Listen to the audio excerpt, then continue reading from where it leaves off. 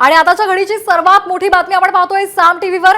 आगामी विधानसभा निवडणुकीच्या पार्श्वभूमीवर काँग्रेसनेही अंतर्गत सर्व्हे केलाय। या सर्व्हेची माहिती साम टीव्हीच्या हाती लागली आहे। काँग्रेसच्या या प्राथमिक सर्व्हेमध्ये महाविकास आघाडीची सत्ता येण्याचा अंदाज वर्तवण्यात आलाय। सर्व्हेनुसार सर्वाधिक 80 ते 85 जागा या काँग्रेसला, तर सर्वात कमी 30 ते 35 जागा ठाकरे गटाला मिळतील असा अंदाज वर्तवण्यात आलेला आहे। या संदर्भातली अधिकची माहिती घेऊयात आमचे प्रतिनिधी सुनील काळे यांच्याकडून। सुनील, अतिशय महत्त्वाची ही बातमी आहे। आगामी विधानसभा निवडणुकीच्या पार्श्वभूमीवर काँग्रेसने अंतर्गत सर्व्हे केलेला आहे। ह्याची माहिती साम टीव्हीच्या हाती लागलेली आहे। आपल्याकडे काय अधिकचे अपडेट्स आहेत?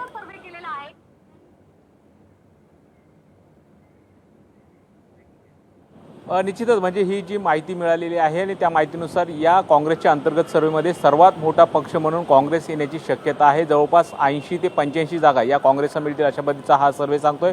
आणि त्याचबरोबर पवार गट जो महाविकास आघाडीमध्ये आहे त्यांना 55 ते 60 जागा येण्याची शक्यता आहे आणि ठाकरे गटाला किमान 30 ते 35 जागा येतील अशा पद्धतीचा या सर्व्हेचा अंदाज आहे।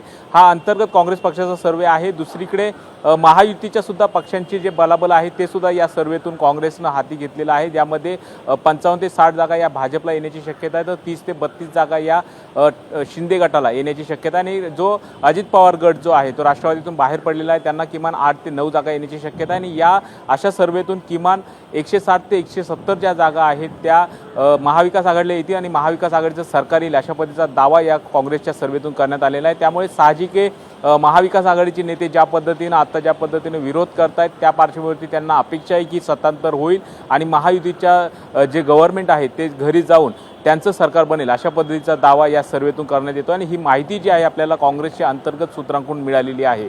अगदी धन्यवाद सुनील, आपण दिलेल्या या सविस्तर माहितीसाठी। तर काँग्रेसच्या या प्राथमिक सर्व्हेमध्ये महाविकास आघाडीची सत्ता येण्याचा अंदाज वर्तवण्यात आलाय।